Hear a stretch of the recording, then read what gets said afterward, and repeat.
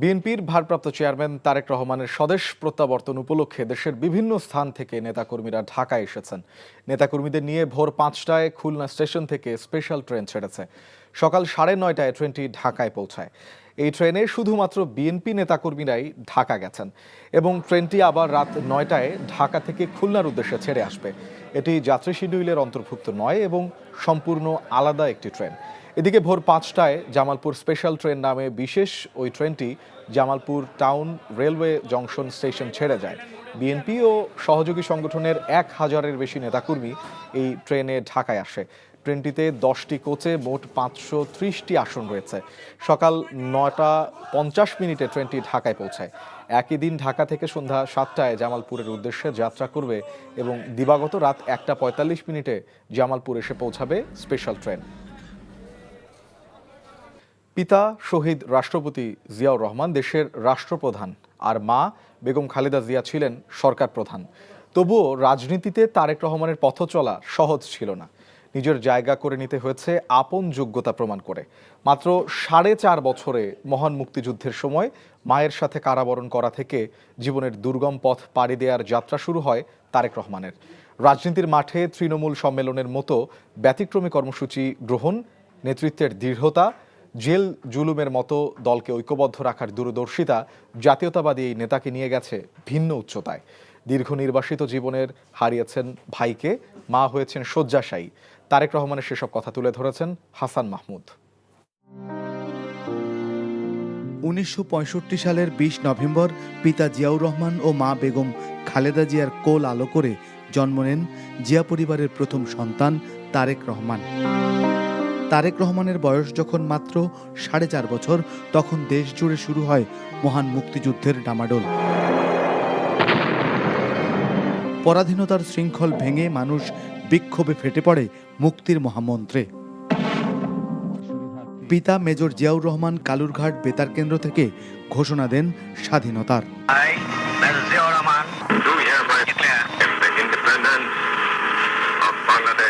সেই উত্তাল সময়ে মা বেগম খালেদা জিয়ার সাথে পাকিস্তানি হানাদারদের চোখ এড়িয়ে চট্টগ্রাম থেকে ঢাকায় এলেও শেষমেশ পাকিস্তানি বাহিনীর হাতে মা ভাইসহ গ্রেফতার হন শিশু তারেকও। সেনা কর্মকর্তা থেকে সিপাহী জনতার বিপ্লব মেজর জিয়াকে দেশের রাষ্ট্রপতির আসনে নিয়ে এলেও তারেক রহমানদের জীবন ছিল সাদামাটা। ঢাকার BAF Shaheen school and college দিয়ে প্রাথমিক পাঠ শুরু হওয়া শিক্ষা জীবনে ৮০-র দশকে তারেক রহমান ভর্তি হন ঢাকা বিশ্ববিদ্যালয়ে। পিতার মৃত্যুর পর মা বেগম খালেদা জিয়া রাজনীতির মাঠে যখন স্বৈরাচার বিরোধী আন্দোলনের উত্তাল নেতৃত্বে, তখন সেই আন্দোলনে যোগ দেন তারেক রহমানও। ১৯৮৮ সালে প্রাথমিক সদস্য হয়ে বিএনপিতে নাম লেখান জাতীয়তাবাদের এই তরুণ নেতা।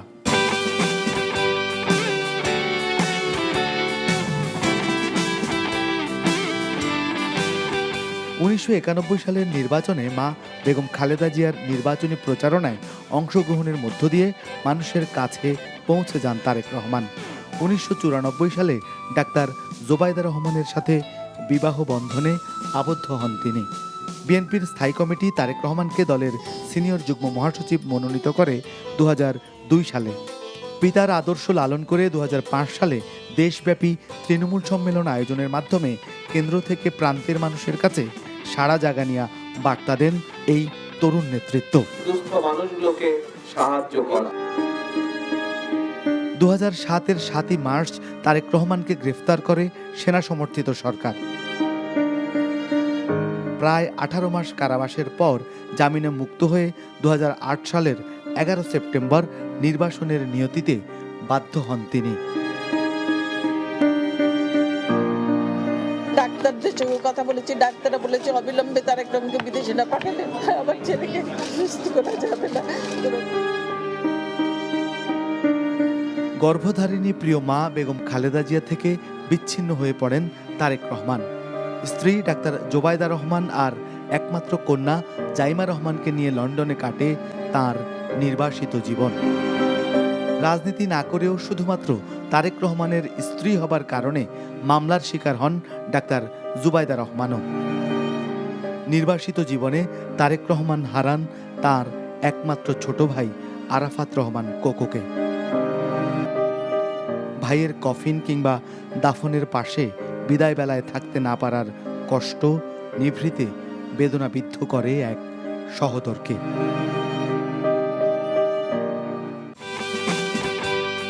দীর্ঘ 16 বছর লন্ডনে থেকেই দেশের রাজনীতির চড়াই উতরায়ে জাতীয়তাবাদের পতাকাকে দিক নির্দেশনা এবং নেতৃত্ব দিয়েছেন। কেন আমরা আবার সেই অরাজক অতীতে ফিরে যাব? আগামী দিনে জাতীয়তাবাদের পতাকাকে এগিয়ে নেয়ার পাশাপাশি দেশের সংকট সময়ে তার দৃঢ় নেতৃত্বের দিকেই এখন তাকিয়ে দেশবাসী। আমাকে ভোট দিতে হবে এমন কোনো কথা নেই, আপনার ভোট আপনিই দিবেন, যাকে ইচ্ছা আপনিই দিবেন। হাসান মাহমুদ, এনটিভি নিউজ, ঢাকা। লাখ লাখ মানুষের ভালোবাসায় সিক্ত হলেন বিএনপির ভারপ্রাপ্ত চেয়ারম্যান তারেক রহমান। দীর্ঘ 17 বছর পর এমন জনসমুদ্র দেখে কৃতজ্ঞতা প্রকাশের পাশাপাশি আগামী দিনে সবাইকে নিয়ে দেশ গড়ার প্রতিশ্রুতি দিলেন তিনি। বলেন, সুন্দর বাংলাদেশ গড়তে তাঁর পরিকল্পনা রয়েছে। একই সাথে অসুস্থ মা বেগম খালেদা জিয়ার জন্য দোয়াও চান তারেক রহমান। লন্ডনে নির্বাসিত জীবন শেষে দেশে ফেরার পর রাজধানীর 300 ফিটে 36 জুলাই এক্সপ্রেসওয়েতে বিএনপি আয়োজিত সংবর্ধনায় এসব কথা বলেন বিএনপির ভারপ্রাপ্ত চেয়ারম্যান। পুরো বক্তব্য জুড়েই ছিল দেশ গড়ার নানা অঙ্গীকারের কথা। আরও জানাচ্ছেন ইমরুল আহসান। জনতার মাঝে জনগণের নেতা তারেক রহমানকে দীর্ঘদিন কাছে না পাওয়ার যে শূন্যতা, দীর্ঘ প্রতীক্ষার অবসান হলো। এই এক রাজসিক প্রত্যাবর্তন। অপবাদ ও মিথ্যা মামলার বোঝা নিয়ে 17 বছর আগে যে নেতা দেশ ত্যাগে বাধ্য হয়েছিলেন, তাকে বরণ করতে পূর্বাচলে লাখো মানুষের ঢল। কয়েক কিলোমিটার এলাকায় ছিল না তিল ধারণের ঠাঁই, তবে নেতাকর্মী আর সমর্থকদের মাঝে ছিল বাঁধ ভাঙা উচ্ছ্বাস। নির্বাসিত জীবনের অবসান হওয়ায় শুকরিয়া প্রকাশ করে বক্তব্য শুরু করেন তারেক রহমান। রাব্বুল আলামিনের অশেষ রহমতে আজ আমি আমার প্রিয় মাতৃভূমিতে ফিরে আসতে পেরেছি আপনাদের দোয়ায়। মায়ের কাছে যাওয়ার আগে কেন পূর্বাচলের সংবর্ধনায় এসেছেন তা পরিষ্কার করেন তিনি। পাশাপাশি বেগম জিয়ার সুস্থতায় দেশবাসীর দোয়া চান তারেক রহমান। এখান থেকে আমি আমার মা দেশনেত্রী খালেদা জিয়ার কাছে যাব। এই একটি মানুষ, যে মানুষটি এই দেশের মাটি, এই দেশের মানুষকে নিজের জীবনের থেকেও বেশি ভালোবেসেছেন। তার সাথে কি হয়েছে আপনারা প্রত্যেকটি মানুষ সে সম্পর্কে অবগত আছেন। সন্তান হিসাবে আপনাদের কাছে আমি চাইবো, আজ আল্লাহর দরবারে আপনারা দোয়া করবেন যাতে আল্লাহ ওনাকে তৌফিক দেন, উনি যাতে সুস্থ হতে পারেন। এই মানুষগুলোকে, যাদের জন্য দেশনেত্রী খালেদা জিয়া জীবন উৎসর্গ করেছেন নিজের জীবন, সেই মানুষগুলোকে আমি কোনোভাবেই ফেলে যেতে পারি না, এবং সেজন্যই আপনাদের সকলের কাছে কৃতজ্ঞতা প্রকাশ করার জন্য আজ আমি এখানে দাঁড়িয়েছি আপনাদের সামনে। নিরাপদ ও শান্তিপূর্ণ দেশ গড়ার মধ্য দিয়ে 1971 ও 2024 শহীদদের রক্তের ঋণ পরিশোধ করার প্রত্যয় ব্যক্ত করেন তারেক রহমান। 24 আন্দোলনে যারা শহীদ হয়েছেন, ওসমান হাদি সহ 71 যারা শহীদ হয়েছেন, বিগত স্বৈরাচারের সময় বিভিন্নভাবে খুন গুমের শিকার হয়েছেন, এই মানুষগুলোর রক্তের ঋণ যদি শোধ করতে হয়, আসুন আমরা আমাদের সেই প্রত্যাশিত বাংলাদেশ গড়ে তুলব, যেখানে আমরা সকলে মিলে কাজ করব, যেখানে আমরা সকলে মিলে আমাদের প্রত্যাশিত বাংলাদেশকে গড়ে তুলব। আগামীর বাংলাদেশ নিয়ে নিজের পরিকল্পনাও তুলে ধরেন তিনি। I have a plan for the people of my country, for my country. আজ এই পরিকল্পনা দেশের মানুষের স্বার্থে, দেশের উন্নয়নের জন্য, দেশের মানুষের ভাগ্যের পরিবর্তনের জন্য। প্রত্যেকটি মানুষের সহযোগিতা আমাদের লাগবে। আপনারা যদি আমাদের পাশে থাকেন, আপনারা যদি আমাদেরকে সহযোগিতা করেন, ইনশাআল্লাহ আমরা আই হ্যাভ এ প্ল্যান বাস্তবায়ন করতে সক্ষম হব। ষড়যন্ত্রকারীদের উস্কানিতে পা না দিতে দেশবাসীর প্রতি আহ্বানও জানান তারেক রহমান। আধিপত্যবাদ শক্তির গুপ্তচরেরা বিভিন্নভাবে ষড়যন্ত্রে এখন লিপ্ত রয়েছে। আমাদেরকে ধৈর্যশীল হতে হবে, আমাদেরকে ধৈর্য ধারণ করতে হবে। বিশেষ করে তরুণ প্রজন্মের যে সদস্যরা আছেন, আপনারা এই আগামী দিন দেশকে নেতৃত্ব দেবেন, দেশকে গড়ে তুলবেন। যে কোনো মূল্যে আমরা আমাদের এই দেশের শান্তি শৃঙ্খলাকে ধরে রাখতে হবে। যে কোনো মূল্যে যে কোনো বিশৃঙ্খলাকে পরিত্যাগ করতে হবে। যে কোনো মূল্যে আমাদেরকে নিশ্চিত করতে হবে যাতে মানুষ নিরাপদ থাকতে পারে। সুযোগ পেলে ন্যায়ের ভিত্তিতে দেশ পরিচালনা করার প্রতিশ্রুতি দেন বিএনপির ভারপ্রাপ্ত চেয়ারম্যান। মনে রাখবেন, উই হ্যাভ এ প্ল্যান।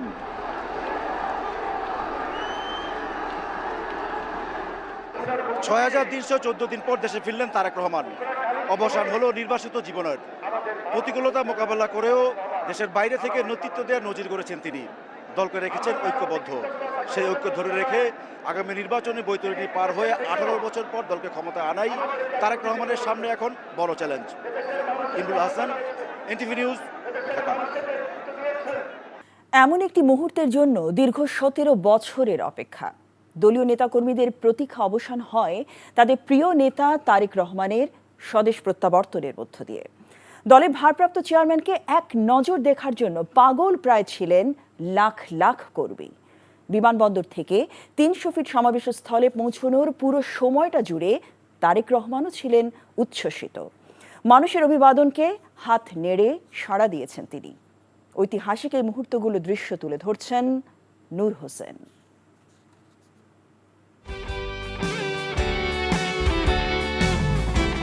17 বছরের অপেক্ষার অবসান। প্রিয় নেতার রাজস্বিক প্রত্যাবর্তনে রাজধানীতে ঢল নামে লাখো জনতার।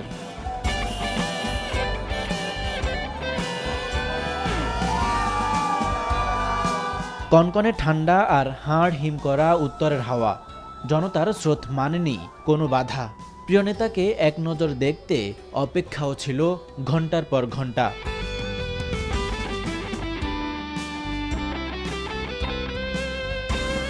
হযরত শাহজালাল আন্তর্জাতিক বিমানবন্দর থেকে ৩৬ জুলাই এক্সপ্রেসওয়ের বিস্তীর্ণ সড়ক হয়ে এভারকেয়ার হাসপাতাল, কয়েক কিলোমিটার এলাকা লাখ লাখ মানুষের উপস্থিতিতে মুখরিত হয়।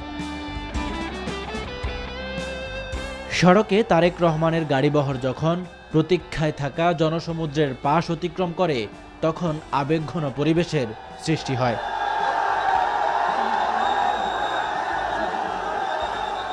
দুপাশের লাখো জনতাকে দুই হাত নেড়ে সালাম জানান বিএনপির ভারপ্রাপ্ত চেয়ারম্যান। গ্রহণ করেন বিপ্লবী জনতার রাজকীয় অভিবাদন।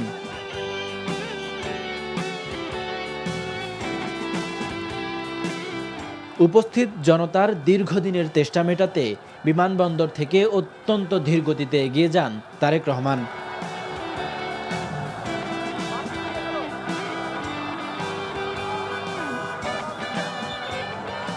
জনস্রোত ভেদ করে মাত্র কয়েক কিলোমিটার পথ 3 ঘন্টায় পাড়ি দিয়ে ৩৬ জুলাই এক্সপ্রেসওয়ের সংবর্ধনা স্থলে পৌঁছায় তারেক রহমানের গাড়িবহর। এ সময় বহরের গতি আরও কমে যায়। প্রিয় নেতার বহর ঘিরে আনন্দে স্লোগানে ফেটে পড়ে উচ্ছ্বসিত জনতা।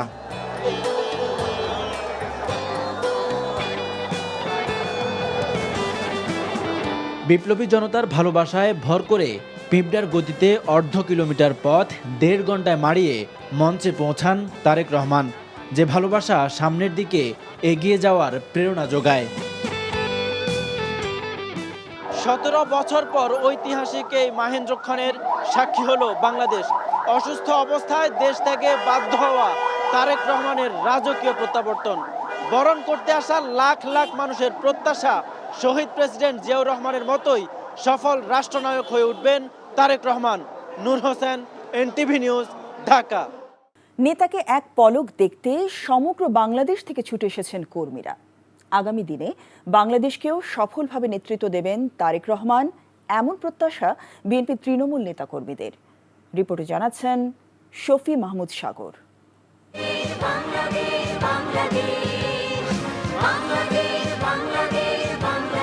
বিভিন্ন জেলা থেকে আগত লাখ লাখ মানুষ ভিড় জমিয়েছেন শাহজালাল আন্তর্জাতিক বিমানবন্দর, 300 ফিট রাস্তা, পূর্বাচল এভারকেয়ার হাসপাতাল সহ গুলশানে তারেক রহমানের বাসভবন পর্যন্ত। উদ্দেশ্য প্রিয় নেতাকে এক নজর দেখা। তীব্র ঠান্ডায় ঘন্টার পর ঘন্টা দাঁড়িয়ে থাকার পরও তাদের চেহারায় নেই ক্লান্তির কোনো ছাপ। আমরা আজকে 17 বছর পরে আমাদের ভারপ্রাপ্ত চেয়ারম্যান জনাব তারেক রহমান সাহেব বাংলাদেশে আসছে। আমরা খুশিতে সবাই একত্র যে আমাদের নেতা আমাদের মাঝে আসছে। অনেক কষ্ট বিনিময়ে এই আনন্দ কিভাবে উপভোগ করব একমাত্র আল্লাহই জানে। অপেক্ষার অবসানে উচ্ছ্বাস যেন বাঁধ ভাঙা জোয়ারের মতো আছড়ে পড়ে চারদিকে। এটা সারা বাংলাদেশে মানুষের ভিতরে একটা আনন্দঘন মুহূর্ত পরিবেশ সৃষ্টি হয়েছে। ভারপ্রাপ্ত চেয়ারম্যান তারেক রহমান আসছে এক নজর দেখার জন্য আমরা দূর দূরান্ত থেকে ছুটে এসেছি। তারেক রহমানের নেতৃত্বের গুণে সকল রাজনৈতিক সংকট কাটিয়ে উঠবে বাংলাদেশ, এমন প্রত্যাশা দেশের নানা প্রান্ত থেকে আসা বিএনপি কর্মীদের। কোনো বিচার নাই, কিছু নাই, মব সৃষ্টি হচ্ছে চারিদিকে। সেখান থেকে আমরা আশা করছি যে একটা অভিভাবকের হাতে যাবে দেশ, একটা সুষ্ঠু নির্বাচন হবে দেশে। দল মত নির্বিশেষে বাংলাদেশের সবাইকে নিয়ে তিনি একটা সুন্দর সমৃদ্ধিশীল বাংলাদেশ গড়তে চান। শফি মাহমুদ সাগর, এনটিভি নিউজ, ঢাকা। 17 বছরেরও বেশি সময় পর দেশের মাটিতে বিএনপির ভারপ্রাপ্ত চেয়ারম্যান তারেক রহমান। বিমানবন্দরে দলের সিনিয়র নেতাদের উষ্ণ অভ্যর্থনায় সিক্ত হন তিনি। এই প্রত্যাবর্তন শুধু দলীয় রাজনীতির জন্য নয়, সামগ্রিক রাজনৈতিক অঙ্গনেও ইতিবাচক প্রভাব পড়বে বলে মনে করছেন দলটির সিনিয়র নেতারা। আরও জানাচ্ছেন ওবায়দুল্লাহ মামুন। ভূমিপুত্র পা রাখলেন দেশের মাটিতে। যে মাটির আলো বাতাসে বড় হয়েছেন তারেক রহমান, সে মাটি দীর্ঘ 17 বছর পর স্পর্শ করলেন। তারেক রহমানকে বহনকারী বাংলাদেশ এয়ারলাইন্সের ফ্লাইটটি ঢাকায় অবতরণ করে বৃহস্পতিবার সকাল 11:40 বিমানবন্দরে নেমে আনুষ্ঠানিকতা শেষে অভ্যর্থনা কক্ষে কিছুক্ষণ অবস্থান করেন বিএনপির ভারপ্রাপ্ত চেয়ারম্যান। পরে প্রধান উপদেষ্টার সাথে ফোনে সৌজন্য আলাপ করেন তিনি। আমি আমার পক্ষ থেকে এবং আমার পরিবারের পক্ষ থেকে ধন্যবাদ জানাচ্ছি। আপনি আপনার পক্ষ থেকে বিভিন্ন রকম আয়োজন করেছেন, বিশেষ করে আমার নিরাপত্তার জন্য। Thank you so much. এরপর দলের স্থায়ী কমিটির সদস্যদের সাথে শুভেচ্ছা বিনিময় করেন।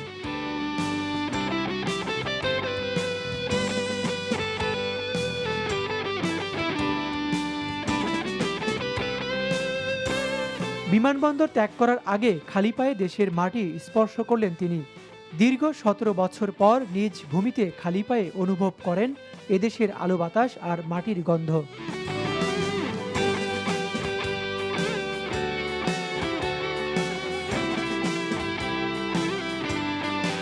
পরে বাসে করে বিমানবন্দর থেকে পূর্বাঞ্চলে সভাস্থলের দিকে রওনা দেন তিনি।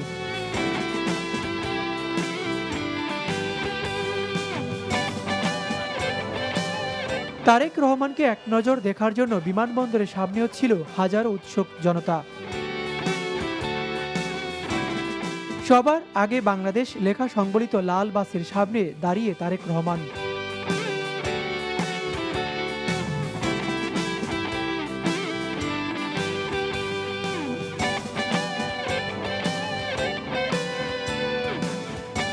অপেক্ষমান জনতাকে সালাম ও হাত নেড়ে শুভেচ্ছা জানান তিনি।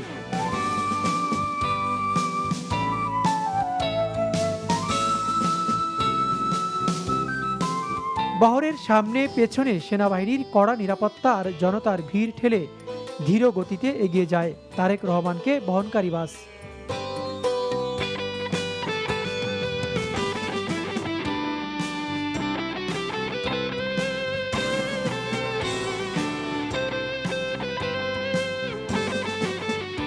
এর আগে অভ্যর্থনা জানাতে বিমানবন্দরে আসা বিএনপির স্থায়ী কমিটির সদস্যরা বলছেন, তারেক রহমান ফিরছেন এমন এক সময়ে যখন রাজনীতি নতুন মোড় নিয়েছে, ভোটের মাঠ তৈরি হচ্ছে আর বিএনপি প্রস্তুতি নিচ্ছে পুনর্জাগরণের।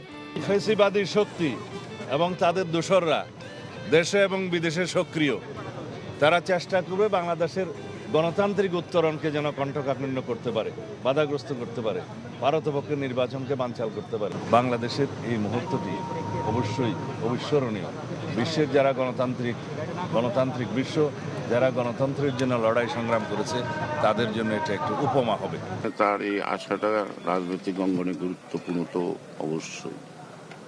তারপরে আমাদের নেতা কর্মীদের মধ্যে একটা উচ্ছ্বাস বা শুভাকাঙ্ক্ষী জনগণের মধ্যে যে দীর্ঘদিন পরে তিনি বাইরে থেকে নেতৃত্ব দিয়ে একটা সফল আন্দোলনের মধ্য দিয়ে যে নির্বাচনটা আমরা আদায় করতে যাচ্ছি তার সফলতা জন্য তার উপস্থিতি অপরিহার্য এবং জনগণের আকাঙ্ক্ষা বোধের তাড়না থেকেই তিনি মাতৃভূমিতে আসছেন।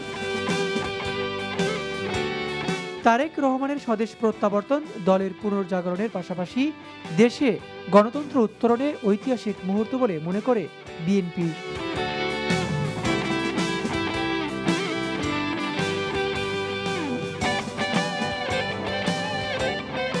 Obaidullah Mamun, NTV news, Dhaka. এক ঐতিহাসিক স্বদেশ প্রত্যাবর্তনের মধ্য দিয়ে দেশের মাটিতে পা রাখলেন বিএনপির ভারপ্রাপ্ত চেয়ারম্যান তারেক রহমান। দেশে ফিরে বাঁধ ভাঙা উল্লাস আর জনস্রোতের ভালোবাসায় সিক্ত হলেন তিনি। তারেক রহমানের আগমন উপলক্ষে বিমানবন্দর থেকে পূর্বাচল ৩০০ ফিট পুরো এলাকা জুড়ে কয়েক লাখ মানুষ পরিণত হয় জনসমুদ্রে। তারেক রহমানের প্রত্যাবর্তনের ঐতিহাসিক এই মুহূর্তে যোগ দিতে পেরে অভিভূত হয়েছেন অনুষ্ঠানে আগতরা। তামজিদ সুমনের রিপোর্ট। আসলেন, দেখলেন, জয় করলেন, বিষয়টি এমন নয়। দীর্ঘ ১৭ বছর অপেক্ষার অবসানের ফসল তারেক রহমানের এই স্বদেশ প্রত্যাবর্তন। এ এক ঐতিহাসিক মুহূর্ত। যখন দেশের মাটিতে পা রাখলেন তারেক রহমান, তখন বিমানবন্দর থেকে পূর্বাচল পর্যন্ত উজ্জীবিত লাখো জনতার ঢল।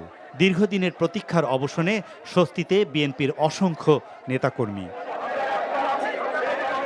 ১৭ বছর অনলাইনে যে নেতার বক্তব্য শুনে উজ্জীবিত হয়েছেন, তাকে একবার কাছ থেকে দেখতে দেশের বিভিন্ন প্রান্তর থেকে ছুটে এসেছেন বিএনপির নেতাকর্মীরা। সাধারণ মানুষের ভালোবাসায় ৩০০ ফিট পরিণত হয় জনসমুদ্রে। প্রিয় নেতার সান্নিধ্য পেতে মুড়িয়া উজ্জীবিত নেতাকর্মীরা।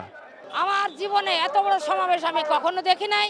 আজকে তারেক রহমান দেশে ফিরবেন, আগামী দিনের রাষ্ট্রনায়ক হবেন, উনি বাংলাদেশকে সুন্দরভাবে বিনির্মাণ করবেন। যার জন্য অপেক্ষায় ছিলেন বাংলাদেশের মানুষ, তিনি আজ বাংলাদেশের মাটিতে এসেছেন। বাংলাদেশের সকল আপামর সাধারণ জনতা এবং চট্টগ্রাম থেকে যারা এসেছেন সকলে তাকে মন ভরে গ্রহণ করেছেন। পাখির চোখে দেখলে বোঝা যায় কতটা বিস্তৃত আর ব্যাপ্তি ছিল মানুষের উপস্থিতি। লক্ষ লক্ষ মানুষের এই অংশগ্রহণ বার্তা বহন করে সামনের দিনের রাজনীতিতে তারেক রহমানের স্বদেশ প্রত্যাবর্তন কতটা গুরুত্ব বহন করবে। সারা দেশে উন্নয়নের জন্য উনি যে পদক্ষেপ নিয়েছেন, যে ৩১ দফা প্রণয়ন করেছেন, সেই ৩১ দফা বাস্তবায়নের জন্য আমরা বাংলাদেশের আপাময় জনসাধারণ তাকে সহযোগিতা করব। আজকে জনসমুদ্রে প্রমাণ করেছে আগামীতে 12 ফেব্রুয়ারি যে জাতীয় নির্বাচন হবে, সেই নির্বাচনে বাংলাদেশের জনগণ তারেক রহমানকে আস্থা রাখতেছে। সেই আস্থার ভিত্তিতে তারেক রহমান বাংলাদেশের প্রধানমন্ত্রী হবে।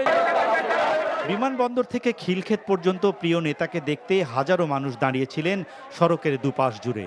কুড়িল থেকে ৩০০ ফিটের রাস্তায় ছিল না তিল ধারণের জায়গা।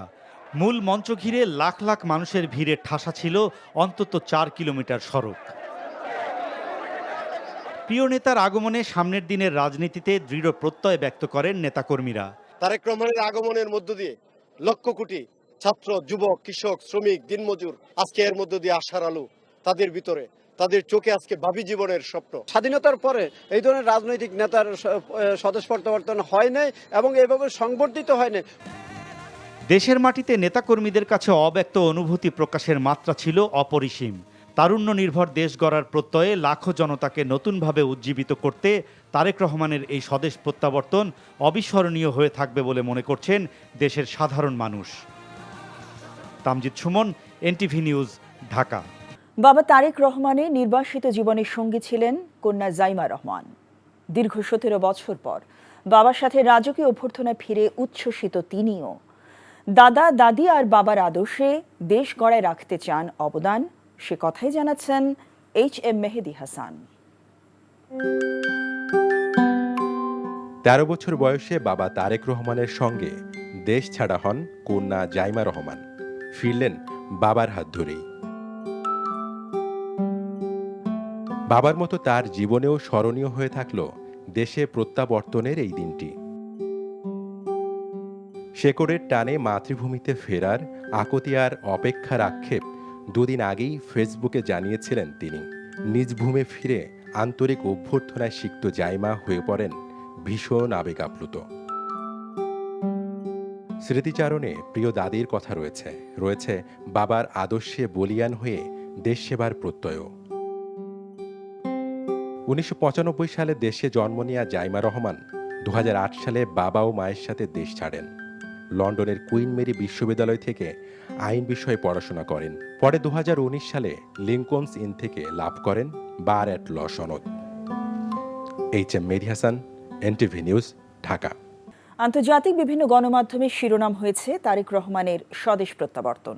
তুলে ধরা হয়েছে তার দেশের মাটিতে পা রাখার সচিত্র বিবরণ। প্রভাবশালী জিয়া পরিবারের মুখপাত্র হিসেবে উল্লেখ করা হয়েছে তাঁকে। আরও জানাচ্ছেন ফারুক হোসেন। তারেক রহমানের স্বদেশ প্রত্যাবর্তনের খবর গুরুত্ব দিয়ে প্রকাশ করেছে আন্তর্জাতিক গণমাধ্যমগুলো।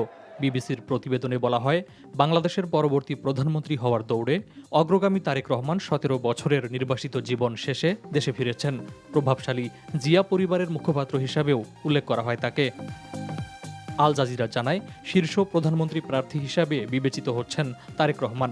আল জাজিরার সাংবাদিক তানভীর চৌধুরী জানান, তার প্রত্যাবর্তনের মধ্য দিয়ে হাসিনা পরবর্তী বাংলাদেশে সম্প্রতি যে বিভক্তি দেখা দিয়েছে তার অবসান ঘটতে পারে। বিএনপির বরাতে বাংলাদেশের দীর্ঘ সময়ের শাসক পরিবারের উত্তরসূরি ও প্রভাবশালী বিরোধী দলীয় নেতা হিসেবেও উল্লেখ করা হয় তাকে। রয়টার্স বলছে, ফেব্রুয়ারির নির্বাচনের আগে তারেক রহমানের এই প্রত্যাবর্তন নিজ দলের সমর্থকদের উজ্জীবিত করবে। বলা হয়, তার আগমন উপলক্ষে বিমানবন্দর থেকে 300 ফিট সংবর্ধনা স্থল পর্যন্ত নামে লক্ষাধিক নেতাকর্মীর ঢল। ভারতীয় সংবাদ মাধ্যম NDTV জানায়, তারেক রহমানের বুলেট প্রুফ এন্ট্রি স্বাগত জানাতে সমবেত লাখ লাখ কর্মী সমর্থক। মার্কিন বার্তা সংস্থা AP বলছে, নির্বাচনের আগে তারেক রহমানের প্রত্যাবর্তনকে রাজনৈতিকভাবে গুরুত্বপূর্ণ ঘটনা হিসেবে দেখা হচ্ছে। Anadolu agency, TRT world, Khaleej Times, Gulf news, Nikkei Asia সহ বিভিন্ন গণমাধ্যম গুরুত্ব সহকারে প্রচার করেছে তারেক রহমানের স্বদেশ প্রত্যাবর্তনের খবর। এছাড়া পাকিস্তানের দ্য ডন, জিও নিউজ ও ভারতের দ্য হিন্দু, আনন্দবাজার পত্রিকা, PTI সহ বিভিন্ন গণমাধ্যমেও শিরোনাম হয়েছে তারেক রহমানের স্বদেশ প্রত্যাবর্তন। Faruk Hossain, NTV international desk.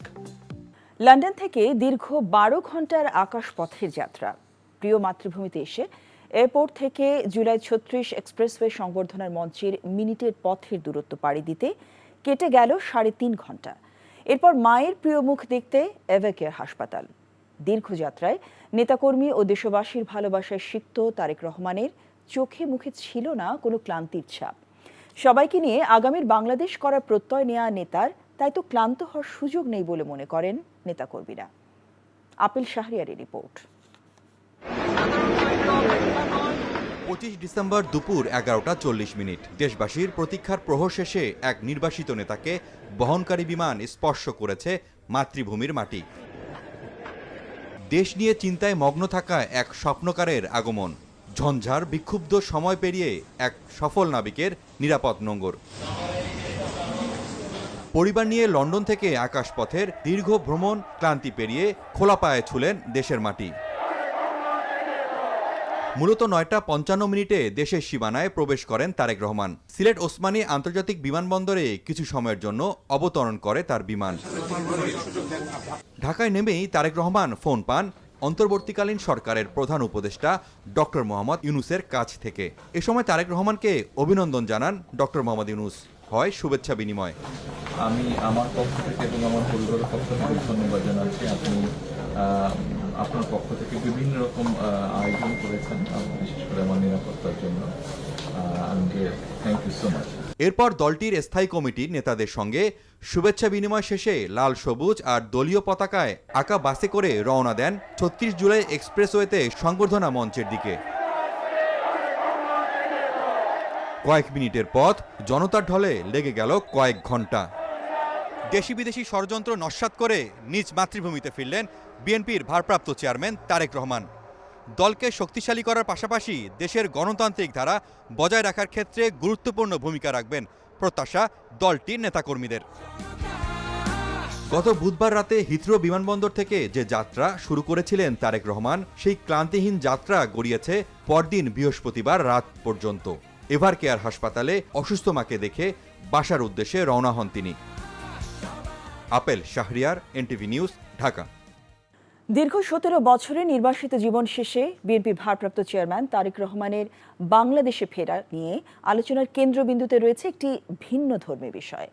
Tarique রহমানের পরিবারের সঙ্গে দেশে এসেছে তাদের প্রিয় পোষা বেড়াল জেবু।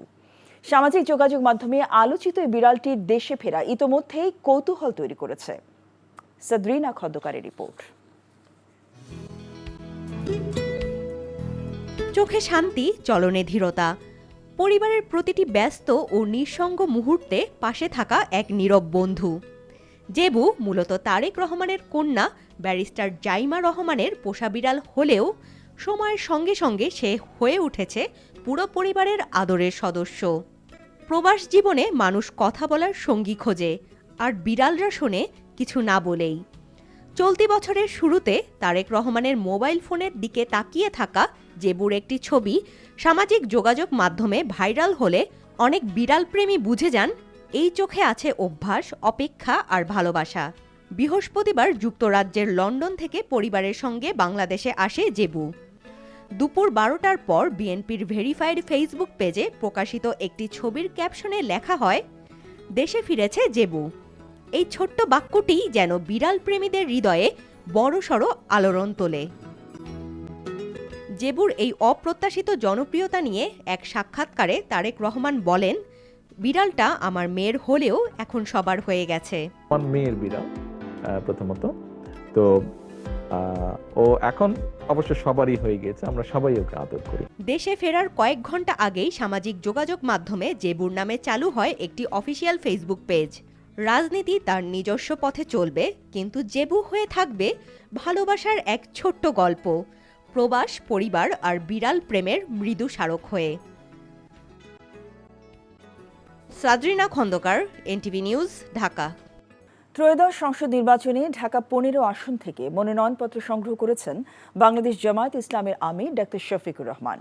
বৃহস্পতিবার জামায়াত সহকারী সেক্রেটারি জেনারেল এহসানুল মাহবুব জুবায়েরের নেতৃত্বে একটি প্রতিনিধি দল আগারগাঁওস্থ রিটার্নিং অফিসারের কার্যালয় থেকে এই মনোনয়নপত্র সংগ্রহ করেন।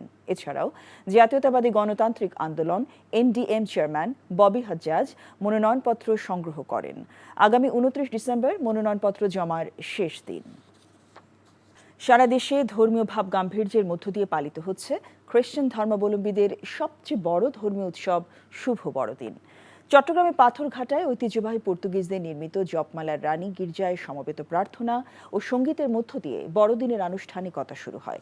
নগরীর বিভিন্ন প্রান্ত থেকে খ্রিস্টান সম্প্রদায়ের নারী, পুরুষ ও শিশুরা গির্জায় এসে প্রার্থনায় অংশ নেন। পাবনায় পালিত হচ্ছে খ্রিস্টান সম্প্রদায়ের সবচেয়ে বড় ধর্মীয় উৎসব শুভ বড়দিন।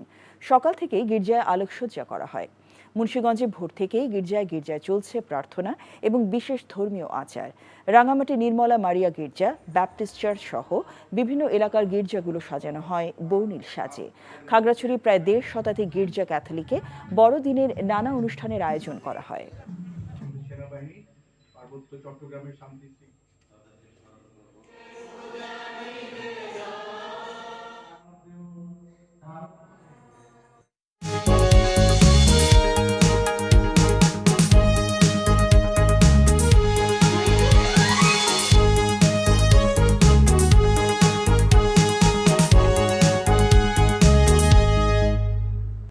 নাসির সিনটেক্স গ্রুপ নির্বাচন পথে পথে। ত্রয়োদশ সংসদ নির্বাচন ঘিরে মাঠে তৎপর মুন্সিগঞ্জ 1 আসনের বিভিন্ন রাজনৈতিক দলের সম্ভাব্য প্রার্থীরা। ভোটের লড়াইয়ে বিএনপি, জামায়াত ছাড়াও রয়েছে এনসিপি সহ আরও অনেক রাজনৈতিক দল। প্রতীক বরাদ্দ না হলেও উঠান বৈঠক আর গণসংযোগের মাধ্যমে ব্যস্ত সময় পার করছে প্রার্থীরা, ভোটারদের দিচ্ছে নানা প্রতিশ্রুতি। তবে দীর্ঘ সময় পর ভোটের সুযোগ আসায় প্রতীকের সঙ্গে প্রার্থীদের যোগ্যতাকেও বিবেচনায় নিচ্ছে ভোটাররা। মুন্সিগঞ্জের স্টাফ করেসপন্ডেন্ট মইনুদ্দিন সুমনকে সঙ্গে নিয়ে আরও জানাচ্ছেন আরাফাত ইসলাম, ক্যামেরায় ছিলেন তারেক হাসান। মুন্সিগঞ্জের শ্রীনগর ও সিরাজদি খান উপজেলা নিয়ে গঠিত মুন্সিগঞ্জ ১ আসনটি রাজধানী ঢাকার নিকটবর্তী জেলা। তারপরও নাগরিক সুবিধা থেকে পিছিয়ে এখানকার মানুষ। নদীবেষ্টিত এই আসনের যাতায়াত ব্যবস্থার আরও উন্নয়ন দরকার বলে মনে করেন তারা। আমাদের এখানে আমি মনে করি যে রাস্তাঘাটের উন্নয়ন করা দরকার। দেখা গেছে যে সিরাজদি খান আমাদের এখানে প্রায় অনেক সময় জ্যাম হয়ে থাকে, অনেক সময় বড় বড় ট্রাক ঢুকে, অনেকগুলো ট্রাকগুলো মানে ব্যবস্থাপনা নাই। ভালো পারতে চাই, দেশের জন্য যাতে কাজ করতে পারে, সবার গরিব দুঃখীর সাহায্য সহযোগিতা করব। বিগত কয়েকটি ডামি নির্বাচনে এই আসন আওয়ামী লীগের থাকলেও এবার ভোটের সমীকরণ হবে প্রতিদ্বন্দ্বিতাপূর্ণ। গ্রামের চায়ের দোকান থেকে শুরু করে হাট বাজার সর্বত্রই এমন গুঞ্জন চলছে। 17 বছর মধ্যে ভোট দিতে পারিনি, এবার যোগ্য প্রার্থী যারা মনে চায় তারাই ভোটটা দিব সুন্দরভাবে। ক্যান্ডিডেটসি ভোট হয়ে গেছে, ভোট নাই, কিন্তু এবার ডক্টর নিউসাব যে সুন্দর পুরো পরিচালনা শুরু করছে, সুন্দর মতো ভোট দিতে পারবে এবার। আনুষ্ঠানিকভাবে নির্বাচনী প্রচার শুরু না হলেও ভোটের মাঠে নিজেদের অবস্থান জানান দিতে ব্যস্ত প্রার্থীরা। এই আসনে বিএনপি থেকে প্রার্থী হয়েছেন দলের জেলা আহ্বায়ক কমিটির সদস্য শেখ মোহাম্মদ আবদুল্লাহ, আর জামায়াত ইসলামের প্রার্থী হয়েছেন জেলা জামায়াতের সেক্রেটারি মাওলানা AKM ফখরুদ্দিন রাজি। রয়েছে এনসিপি ও ইসলামী আন্দোলনের প্রার্থীও। ভোটারদের মন জয়ে প্রতিশ্রুতির প্রতিযোগিতায় তারা। যুবকদেরকে আমি বেকার সমস্যা দূর করব, এখানে ট্রেনিং ইনস্টিটিউশনের মাধ্যমে তাদেরকে বিদেশে ট্রেনিং করার পরে বিদেশে পাঠানো হবে, এবং এখানে আমার ইচ্ছা আছে একটি সরকার থেকে ইপিজেড তৈরি করার জন্য। তাহলে যদি যুবকদের বেকার সমস্যা দূর হয়, আর বেকার না থাকলেই ইনশাল্লাহ কোনো চাঁদাবাজি হবে না, তাহলেই কোনো নেশা হবে না। এটাই আমার প্রতিশ্রুতি। এখানে মেজর যে প্রবলেমটা হলো ঢাকার পার্শ্ববর্তী হওয়ার পরে এখানে গ্যাস লাইন নেই। আমার প্রথম প্রায়োরিটি হলো এখানে গ্যাস লাইন স্থাপন করা, এবং আমি এখানে একটি বিশ্ববিদ্যালয় এবং একটি মেডিকেল কলেজ আমি স্থাপন করব। এই এলাকাটাকে আমি শিল্প নগরীতে পরিণত করব। পদ্মা, ধলেশ্বরী, ইসামতি এবং আরিয়াল বিল কেন্দ্রিক আমি একটি পর্যটন নগরী হিসেবে আমি এখানে তৈরি করব। মুন্সিগঞ্জ 1 আসনে মোট ভোটার 5,39,303 জন। তাদের মধ্যে পুরুষ 2,76,963 জন আর নারী ভোটার 2,62,339 জন। তৃতীয় লিঙ্গের ভোটার রয়েছেন 1 জন। আরাফাত ইসলাম, NTV নিউজ, মুন্সিগঞ্জ। বড়দিন উপলক্ষে দেশের সব স্থলবন্দর দিয়ে আমদানি রপ্তানি কার্যক্রম বন্ধ রয়েছে। সেই সঙ্গে বন্ধ রয়েছে বন্দরের অভ্যন্তরে পণ্য ওঠানামা সহ সব কার্যক্রম। সকাল থেকে সন্ধ্যা পর্যন্ত বাংলাদেশ ও ভারতের মধ্যে এই কার্যক্রম বন্ধ থাকবে। তবে হিলি ইমিগ্রেশন চেকপোস্ট ব্যবহার করে পাসপোর্ট যাত্রীরা যাতায়াত করতে পারছে। কাল শুক্রবার সাপ্তাহিক ছুটি হওয়ায় শনিবার থেকে পুনরায় শুরু হবে বন্দরের সব কার্যক্রম। টুর্নামেন্ট শুরুর ঠিক আগের দিন দল চালাতে অপারগতা প্রকাশ করল চট্টগ্রাম রয়্যালস। আর্থিক সংকটে থাকা এই দলটির দায়িত্ব শেষ পর্যন্ত নিতে হলো বিসিবিকে। এদিকে ফ্র্যাঞ্চাইজি মালিক পক্ষের সঙ্গে দ্বন্দ্বে জড়িয়ে মাঠ ছেড়ে গেছেন কোচ খালেদ মাহমুদ সুজন। এসব বিতর্ক মাথায় নিয়েই শুক্রবার মাঠে গড়াবে বিপিএল এর 12তম আসর। দেশের পরিস্থিতি বিবেচনায় ঢাকার জমকালো আয়োজনে পরিকল্পনা বাদ দিলেও খেলা মাঠে গড়ানোর ছোট পরিসরে উদ্বোধনী অনুষ্ঠান করবে বিপিএল গভর্নিং কাউন্সিল। সিলেট আন্তর্জাতিক স্টেডিয়ামে প্রতিযোগিতার প্রথম ম্যাচে বিকেল 3টায় স্বাগতিক সিলেটের মুখোমুখি হবে রাজশাহী। অভিজ্ঞ মুশফিকুর রহিম, তরুণ তানজিদ তামিমদের নিয়ে ভারসাম্য দলই সাজিয়েছে রাজশাহী। দলকে নেতৃত্ব দেবেন নাজমুল হোসেন শান্ত। এদিকে মেহেদী হাসান মিরাজের অধিনায়কত্বে ভালো দল গড়েছে সিলেট। জয় দিয়ে প্রতিযোগিতা শুরু করতে চায় দু দলই।